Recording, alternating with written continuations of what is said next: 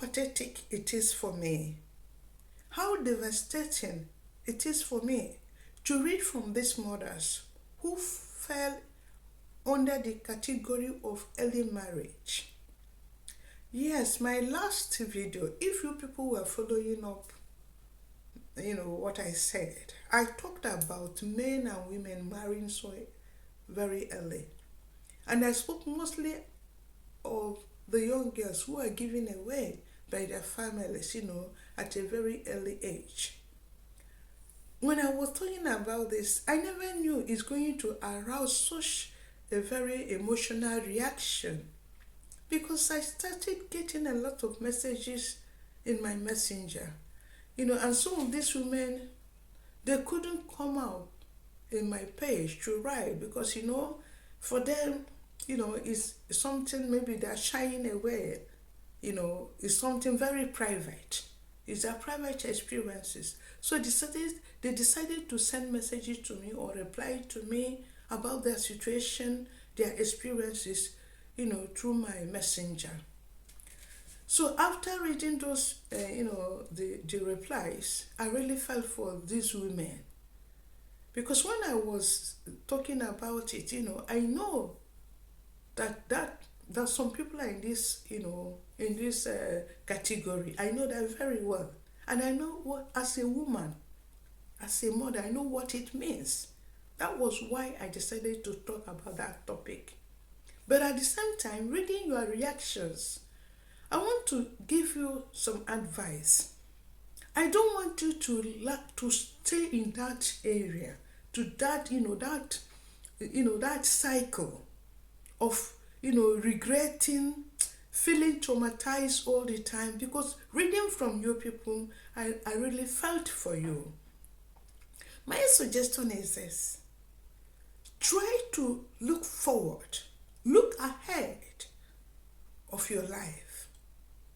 Look ahead to make a better living than what you are having today. Because if you are a brave woman, you people are brave women. Being able to take a decision to come out from a marriage that you were pushed into at a very early age.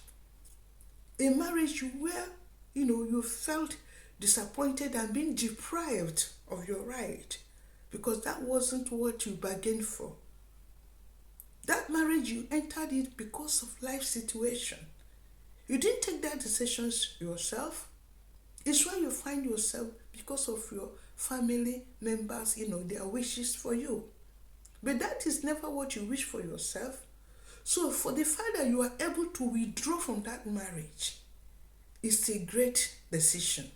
You are a brave woman. Whoever, most of you that did that came out from that kind of a marriage, I would say that you people are brave people. You are brave women. So my advisement is that don't continue regretting. I want you to look forward ahead of you. I want you to start from somewhere. What is very important now is that you should make sure that you are financially independent. Because I know that this kind of a marriage, it always ends that a woman, comes out either with children, leaving you a single mom. That is what, the result, most of the women that has gone through this kind of life experience. So what you have to do is that you should make yourself independent and stable by finding something to do. Engage yourself. Again, I know that most of you that are really married so early, some of you don't have education. Because when you're giving out at the age of 18, 15, 16, 17, when do you have the time to study? There's no time. So even if you want to study, because I know some of you will like to study, that can wait. Education is continuous until after death. Until death, you have the possibility to study. So far, you are focused and determined. But what is most important as a woman, I'm talking out of experience, is that you are financially stable. If you don't have the opportunity to have education now, you can go in and think about what is your passion. That is, what kind of handwork do you think you like most? What kind of work will you like to learn?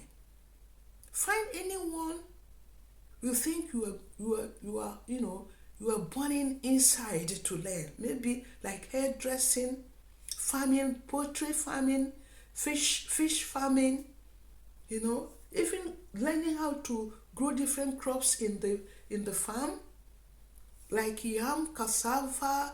There are many things, granules, there are many things you can grow. Because today farming is a selling, profession. If you can learn how to farm, maybe animal farming, or plant farming, or even fishing, fish ponds, whatever you can lay your hands on. If not, you can learn about doing the hair, beauty, sewing clothes, that's straight tailor, baking. There are many things you can do. Because why I'm saying that, even people who are educated today, there is no job. Even if you find a job, they pay you like 15,000. This is what private people pay. Even government work even pay lesser than that. So I mean that most of the people who make it today are those people who have handworks. So try to learn any handwork you can and start fetching money through that, so that you can be stable, you and your children. Then in some time in the future, you can still study if you want to study. So that is what I want to tell you people. You don't need to keep on crying, you don't need to, to stay there and be thinking about your past, the traumas, what has gone wrong. You don't forget about that. It's not easy to forget. They put it aside and look forward.